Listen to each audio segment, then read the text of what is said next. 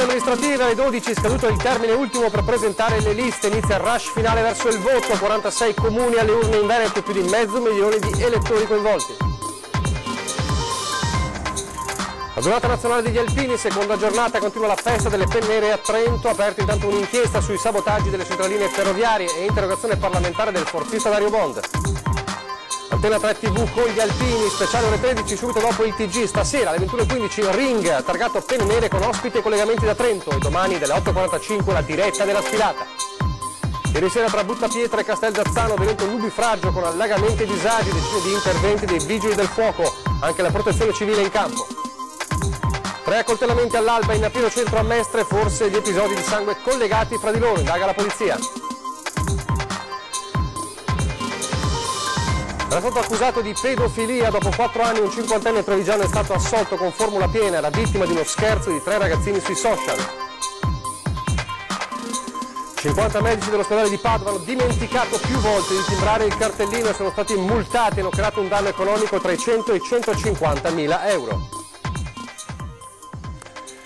Telespettatori di Antena 3, buongiorno e ben trovati. La prima edizione dei nostri telegiornali che si apre parlando delle elezioni amministrative 2018, perché inizia ufficialmente il rush finale verso il 10 giugno con una data precisa, quella di oggi, perché? Perché alle 12, poco più di mezz'ora fa, è scaduto il termine ultimo per la presentazione delle liste. E dunque questa sera vedremo poi conto dell'esatto numero delle liste dei maggiori comuni coinvolti e ovviamente anche delle candidature. Sono 46 comuni in Veneto coinvolti nelle amministrative 2018, 10 di questi sopra i 15.000 abitanti, quindi che prevedono il ballottaggio. 526.000 gli elettori chiamati alle urne, distribuiti in 613 seggi. A Treviso 9 i comuni al voto, con ovviamente gli occhi puntati sul capoluogo della Marca. A Vicenza 10 comuni, con anche qui il capoluogo coinvolto, la città di Vicenza. 3 i comuni invece a Venezia, il comune più importante, Sandona di Piave. 10 comuni a Padova, e qui il più importante è Piove di Sacco. A Verona 6 comuni e a Rovigo 3 comuni con Adria, il comune appunto ovviamente dove si guarda con maggiore interesse. Questo dunque è il rush finale che parte in Veneto. E allora abbiamo parlato di Vicenza e sappiamo, abbiamo raccontato ieri che a Vicenza c'è un caso particolare, cioè il congelamento del simbolo per quello che era fino a poche ore fa il candidato del Movimento 5 Stelle. Ora ci colleghiamo proprio con Vicenza, con la nostra Gabriella Basso, per capire ormai a liste chiuse com'è la situazione e se veramente Di Bartolo è veramente fuori dalla competizione. Gabriella. Sì, buongiorno a te Nicola e telespettatori di Antenna 3.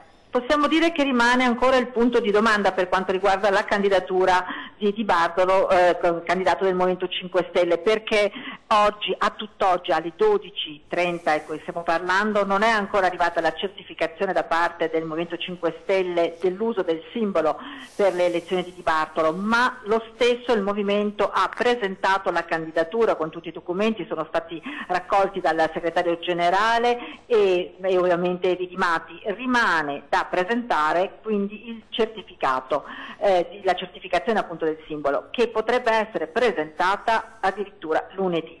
E quindi rimangono ancora alcune ore di suspense per capire se Di Bartolo effettivamente potrà correre a questa elezione amministrativa per il comune di Vicenza. Ovviamente c'è estrema delusione da parte di tutti quelli che sono gli attivisti, i militanti, perché a tutt'oggi non c'è stata nessuna risposta da parte del movimento del perché non sia potuto usare il simbolo appunto del Movimento 5 Stelle. Delusione perché il movimento è tale proprio perché rappresenta la base, rappresenta la gente che si è stretta attorno al candidato Di Bartolo, ancora con le primarie e adesso in campagna elettorale. Solo giovedì praticamente erano in piazza con i banchetti per raccogliere le firme, per parlare alla gente, un mese di campagna elettorale già attiva e trovarsi in questa situazione ovviamente li ha demoralizzati, ma soprattutto si sentono delusi dal movimento spesso. Ecco, queste un po' le dichiarazioni raccolte oggi. Gabriella, volevo chiederti questo, si è capito, tu hai già in qualche modo anticipato, ha fatto una risposta a quello che poteva essere la mia domanda, cioè non si sa ancora qual è la motivazione, o meglio, si è detto ieri una motivazione tecnica e non politica, è così? Guarda, a dire il vero non escludono niente in realtà, né Di Bartolo né gli attivisti. Sono delusi perché a loro non è stata data alcun tipo di risposta, non solo attraverso la piattaforma Rousseau, ma anche non sono state mai date risposte alle telefonate che sono state fatte, non è stata data risposta nemmeno ai parlamentari del Movimento 5 Stelle che hanno chiesto ovviamente di capire cosa è successo. Chiaro, le ipotesi possono essere sia tecniche ma anche politiche, perché ricordo che alle primarie a Vicenza c'era anche un altro candidato che era rimasto escluso ed era il candidato di una attivista del Movimento 5 Stelle molto forte. Di fatto però alla fine ha vinto Di Bartolo alle primarie e questo potrebbe lasciare adito a qualche altro tipo di interpretazione. Certo, di fatto no, continua pure Gabriella. Sì, no, di fatto loro non hanno nulla in mano che spieghi, dia un qualche ragione di questa loro esclusione. Tra l'altro dicono è stata tradita la base, è stata tradita Vicenza, che tiene meno un importante movimento insomma nella campagna elettorale. Certo, allora tecnicamente quindi ci dicevi è stata presentata comunque tutte le carte per la lista, ma c'è ancora manca il certificato diciamo di garanzia del Movimento 5 Stelle sul candidato. Questa mi pare che sia la situazione. Tra l'altro qui a Vicenza sono state presentate tutte quante le candidature, quindi attualmente sono 7 i candidati sindaco. Sono state raccolte tutte e così da una prima visione a livello numerico il numero delle firme è stato raggiunto da tutti. Tra oggi e lunedì la commissione elettorale appunto si riunirà e dovrà vagliare tutti questi documenti, quindi solo lunedì effettivamente ci sarà una... esatto. Si scioglierà anche questo nodo. Grazie allora, grazie a Gabriella Basso per averci fornito insomma, le ultime novità proprio dal caso di Vicenza. Adesso lasciamo la politica e per parlare degli alpini, della Giornata Nazionale degli Alpini. Facciamo però iniziando con la cronaca, sapete quanto accaduto nelle ore precedenti la prima giornata, ovvero prima le scritte ingiuriose, poi c'è stata anche l'occupazione dell'Università di Trento, una sassata sulla vetrina di un negozio addobbato con gli alpini e poi soprattutto il sabotaggio delle centraline ferroviarie per diciamo, creare disagi ai convogli degli alpini che stavano arrivando a Trento. Ebbene, è stata aperta ovviamente un'inchiesta da parte della Procura, c'è un'indagine della Digos per trovare i responsabili, ma c'è anche un'interrogazione parlamentare che è stata presentata dal deputato di Forza Italia Dario Bond. Sentiamo perché, perché questa mattina era ospite alla Voce del Mattino, quindi ha annunciato anche in diretta questa sua iniziativa. Sentiamolo. Fa parte anche un po' di quella tolleranza che c'è sempre in quella provincia dove tutto è possibile fare senza nessun problema, le porte aperte sono per tutti, ma questa tolleranza a un certo punto arriva a uno sfogo talmente forte che sociologia viene occupata, che ci sono delle scritte su per i muri che sono neanche da ripetere, solo da condannare, e io proprio per questo ho presentato un'interrogazione parlamentare dove moltissimi onorevoli di anche sponde diverse l'hanno sottoscritta. Ed è difficile trovare casi di questo genere nelle ultime 20 adunate alpine, anzi probabilmente è proprio il caso emblematico di Trento, perché da quello che mi ricordo mai sono stati fatti atti di questo genere qui. Ma gli alpini, come sappiamo e come abbiamo già visto ieri, non si fanno scalfire da questi atti intimidatori, allora la festa è cominciata ufficialmente.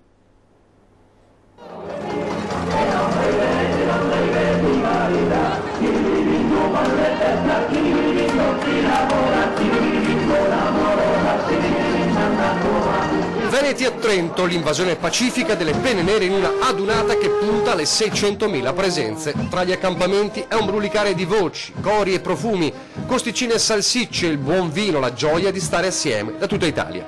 È la festa e la fratellanza di un corpo unico e impossibile da confondere, tra veci e boccia, tra chi gli alpini li porta nel cuore per i racconti di papà e nonni e chi il cappello l'ha portato durante la naia. Lo rifarei ancora. Lo rifarei tanto per imparare a essere fuori dalla mamma, saperci condurre se stessi. Come i muli. Come i muli proprio, sì. Giovane dal Cadore, perché venire qui? Perché è un motivo per tutti i giovani, perché bisogna credere nella patria, in quello che sono gli alpini, nella cosa fanno gli alpini con la protezione civile e quant'altro. Sabotaggi e intimidazioni non spaventano gli alpini che vivono oggi la seconda giornata della 91esima adunata nazionale. Veneti all'appello. Vicenza. No, Alta Valle del Chiampo. Alta Valle, che non scherziamo. Cosa vuol dire per lei essere alpino? Beh, insomma, anche un onore da quei tempi che passa già 47 anni che ho finito. E i bocce di adesso? È poco, cioè, ormai quello che è, ma comunque vedo che c'è qualcosa, è abbastanza, dai. La festa continua in attesa del clou di domani, con lo sfilamento delle penne nere si punta alla cifra di 100.000 per invadere le strade della città. Intanto c'è chi si è premunito a dovere per non avere mai la gola secca, strumenti quasi da fantascienza per gli alpini 2.0 e poco importa se il beveraggio non è proprio quello classico. Allora, per spillare la birra, devi pompare qua e poi esce da qua. Ma la birra, gli alpini bevono vino? Quello che c'era, non è che si può pretendere troppo.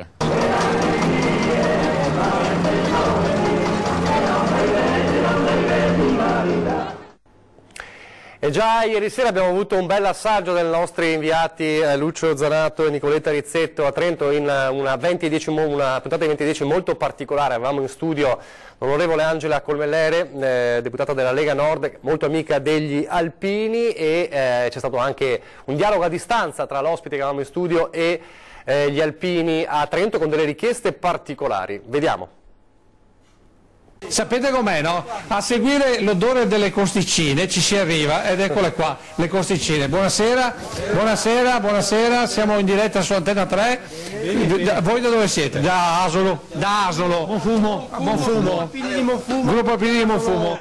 E allora non siamo col quartiere del Piave, siamo nell'Asolano, ma insomma siamo sempre ai colli. Siamo in diretta su 20:10 e vi sta ascoltando il sindaco di Miane, non so se sapete, l'Angela Colmellere, nonché onorevole. Cosa volete dire all'onorevole Colmellere, voi alpini che siete qui a Trento? Possiamo dire all'onorevole che venga a mangiare qua con voi? Viva gli alpini e siamo sempre forti, basta. Senta, ma adesso che l'Angela Colmellere, l'onorevole Angela Colmellere, perché adesso bisogna dire onorevole, è a Roma, che cosa potrebbe fare per gli alpini?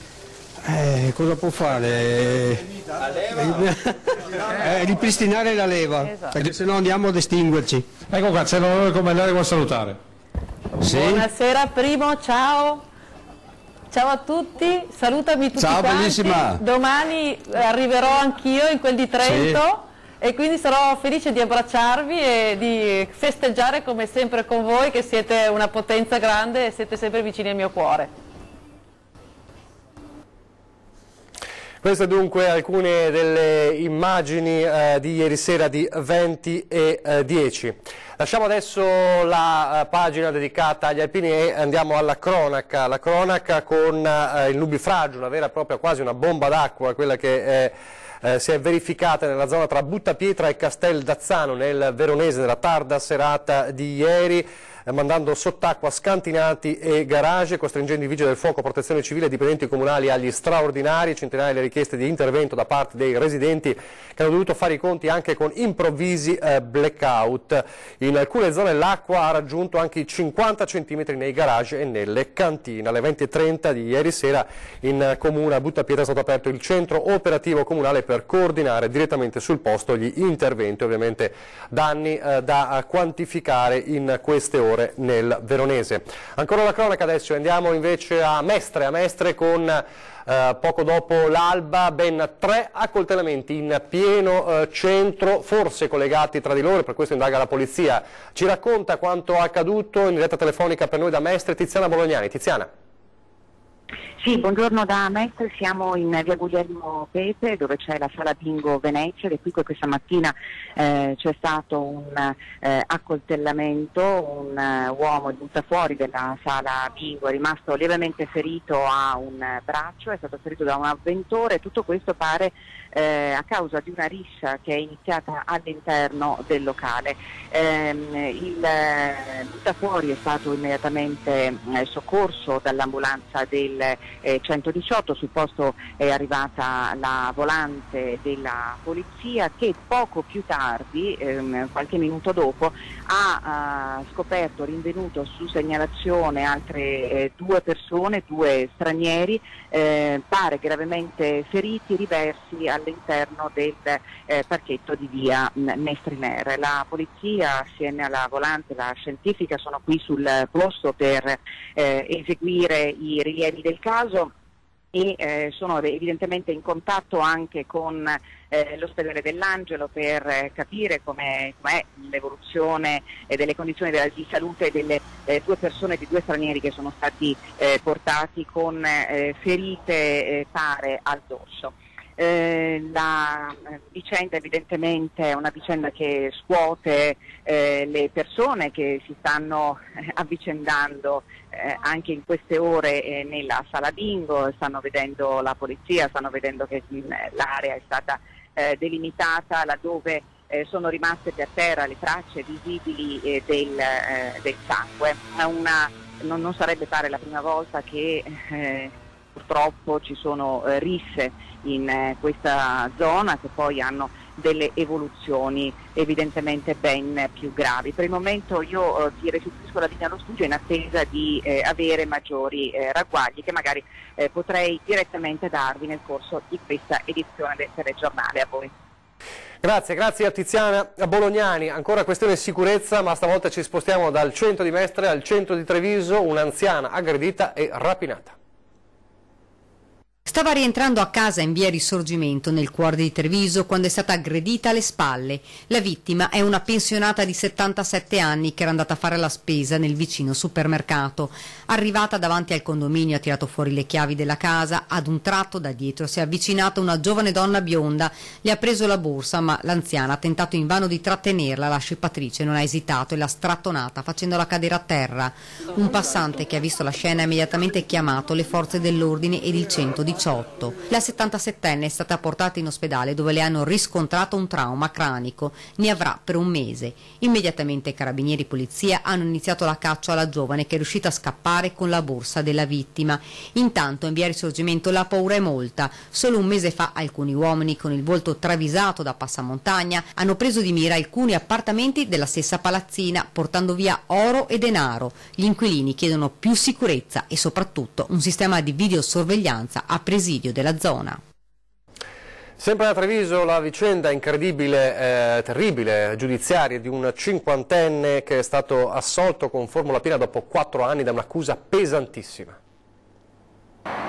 Il suo passato non lo ha certo aiutato, aveva già avuto problemi con la giustizia per le sue relazioni burrascose con varie donne. Poi il 50enne di Resana è finito nel mirino di uno scherzo fatto tramite i social da 3 minorenni, scherzo che gli è costato 4 anni di guai giudiziari. Accusato di pedofilia, è stato assolto con formula piena. In pratica 3 ragazzini che lo conoscevano e sapevano il suo trascorso con le donne avevano pensato bene di aprire un falso profilo con foto e dati di una giovane donna maggiorenne.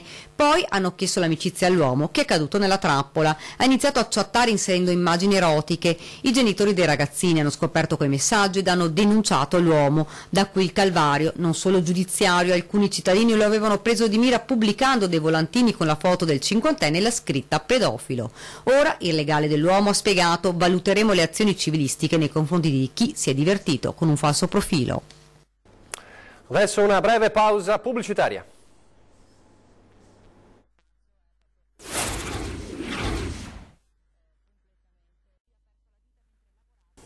Rieccoci in studio in diretta, prima edizione del nostro telegiornale. Andiamo a Padova con 50 medici dell'ospedale cittadino che, diciamo così, hanno dimenticato più volte di timbrare il cartellino e sono stati multati, hanno creato un danno economico tra i 100 e i 150 mila euro. Una cinquantina di medici dell'ospedale di Padova sono stati multati dalla direzione per non aver timbrato il badge nelle giornate in cui dall'attività istituzionale passavano alla libera professione svolta tra le mura dell'ospedale stesso. L'azienda ospedaliera dà ai medici risorse e strumentazione per tenere le loro visite in cambio del 20% sulle fatture emesse. I multati avrebbero più volte omesso di passare il badge per ufficializzare il tutto. I fatti risalirebbero all'anno scorso e riguardano in particolar modo i professionisti del ramo di chirurgia. Il danno stimato si aggirerebbe tra i 100 e i 150.000 euro. Curioso che nessuno dei medici sanzionati abbia fatto ricorso contro le multe decise dal comitato di garanzia dell'azienda ospedaliera. Sempre da Padova continua il dibattito, continua la discussione sul caso della donna di 65 anni, operatrice sociosanitaria dell'ospedale, assunta 2 anni fa e poi licenziata perché non sarebbe riuscita a maturare i contributi minimi per la pensione. La donna si sfoga ai nostri microfoni, dice la legge evidentemente non è uguale per tutti. È proprio, sì, una botta in testa proprio. Non me l'aspettavo. Vince la timidezza Ivana Rosa De Grossi, accetta di parlare ai nostri microfoni perché casi come il suo, il secondo in Italia, non si ripetano più.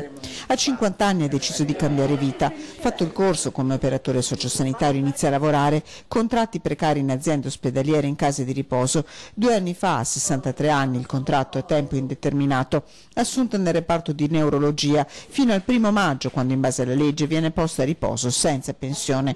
A 67 anni non avrebbe maturato i 20 di contributi necessari, per 2 anni non avrà reddito, poi la pensione sociale. Rabbia sapere che comunque lei ha versato dei contributi che non le verranno manco riconosciuti. Questo sì, in modo particolare dal momento che ci sono, ci sarebbero, o per alcune persone ci sono delle possibilità, se ho capito bene, di percepire un qualcosa in funzione alla contribuzione che uno ha versato, e questo mi è negato, cioè io personalmente proprio non ho nessuna possibilità. Di lavorare avrebbe ancora voglia. Lei se la sarebbe sentita di lavorare con energia ancora per 2 anni, fino a 67 anni, ce l'ha questa voglia? Decisamente sì, addirittura fino ai 70 anni, anche perché se per caso questo è stato deciso, questa è la legge, però farò volontariato, la legge non è proprio uguale per tutti, cioè mi sento proprio, non mi viene il termine, mi sento emarginata, mi sento insomma, è una legge che non va bene. Disillusa Ivana Rosa, confortata dalle telefonate ricevute dai suoi ex pazienti che hanno trovato il modo di contattarla. Lei però di speranze non ne ha. No, non cambia proprio nulla. Una buona notizia invece è la vittoria di Chiara, la imprenditrice mamma trevigiana a cui è stato negato l'accesso a una fiera economica a Parma perché aveva la figlia al seguito di 6 mesi da allattare. Adesso, dopo il caso emerso in questi giorni, è stato cambiato il regolamento di quella fiera. La Fiera di Parma si è scusata ed ha fatto sapere che il regolamento ribattezzato antimamme verrà modificato. Alla fine la denuncia dell'imprenditrice trevigiana Chiara Ceccon è servita ad aprire le porte del polo fieristico anche alle donne con bimbi al seguito. Già, perché questa giovane imprenditrice, mamma di una bimba che ancora allatta, non è riuscita nei giorni scorsi ad entrare a Cibus, Fiera Internazionale del Food, perché aveva con sé la figlioletta di 6 mesi. Il regolamento vieta infatti l'accesso ai minori anche se accompagnati, anche se si tratta di neonati nel passeggino. Una vicenda che la dice lunga sulla tutela della maternità e sulla parità tra uomo e donna nel mondo del lavoro, in un paese come l'Italia, dove solo la metà delle donne lavora e molte sono costrette a restare a casa quando diventano madri. Il caso sollevato dall'imprenditrice trevigiana farà scuola almeno nel settore di manifestazioni di questo tipo. In fiera a Parma potranno quindi entrare anche le mamme con bimbi al seguito e verranno predisposti anche dei servizi. Un paese, l'Italia, con enormi ritardi rispetto al resto d'Europa. Per restare nell'ambito fieristico, a Norimberga, dove si svolge la più grande fiera del biologico, non solo i bimbi entrano gratis, ma ci sono per le mamme tutta una serie di servizi gratuiti, dal babysitting all'area giochi ai passeggini di cortesia, tanti piccoli e grandi segnali per aiutare le donne che non devono essere costrette a scegliere tra lavoro e maternità. Dei segnali chiari e precisi verso una direzione di reale parità tra i 2 sessi in ambito lavorativo, altrimenti la maternità rimarrà sempre un ostacolo alla realizzazione personale della donna e si troverà sempre costretta a scegliere tra una e l'altra oppure a vivere male una e l'altra. Siamo in chiusura, ma torniamo a parlare degli alpini perché Antena 3 TV con gli alpini non solo nei nostri servizi che ovviamente vi mostreremo anche questa sera nel corso dei nostri telegiornali dal Veneto a Venezia a Treviso. Ieri sera abbiamo visto i nostri collegamenti a 20 e 10, adesso ore 13, fra pochissimo uno speciale proprio dedicato alla Donata Nazionale degli Alpini con ospiti lo storico Sergio Tazzer, il presidente della sezione di Vittorio Veneto Francesco Introvigne e il presidente della sezione di Venezia Franco Munarini. Ore 13 fra pochissimo e poi questa sera c'è uno speciale ring dalle 21:15, il quadrato di ring si mette il cappello degli alpini, allora quasi 2 ore per parlare della Dunata con collegamenti proprio in diretta da Trento e ospiti in studio Giancarlo Gentilini, Maurizio Paniz, Tony Zanatta del gruppo alpino di Treviso Salsa Reginato, Maurizio Venturin, presidente nazionale degli alpini paracadutisti e Venturino Cagnato, sempre del gruppo alpini di Treviso. E poi domani dalle 8:45 la diretta della sfilata, dello sfilamento degli alpini, la giornata clou dalle 8:45 per tutta la durata del grande evento. Davvero una TV con gli alpini. È davvero tutto, vi lascio alle previsioni del tempo, grazie per averci seguito e arrivederci.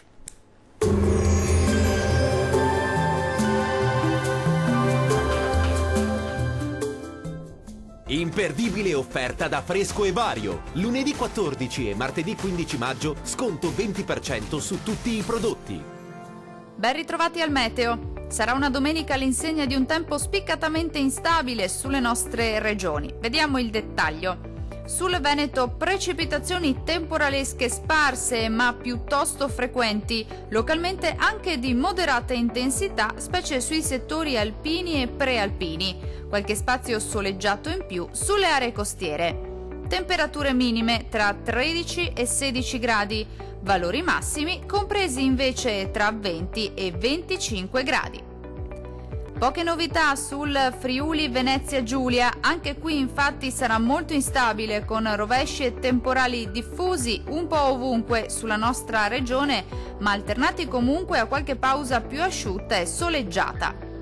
Le temperature minime saranno comprese tra 15 e 16 gradi, valori massimi piuttosto gradevoli tra 23 e 26 gradi circa.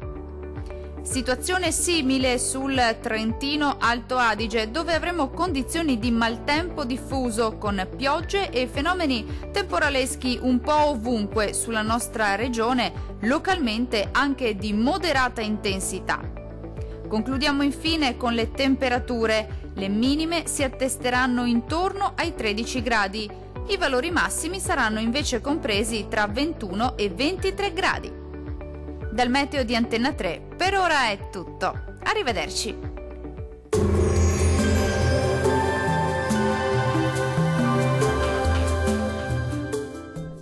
Imperdibile offerta da Fresco e Vario. Lunedì 14 e martedì 15 maggio sconto 20% su tutti i prodotti.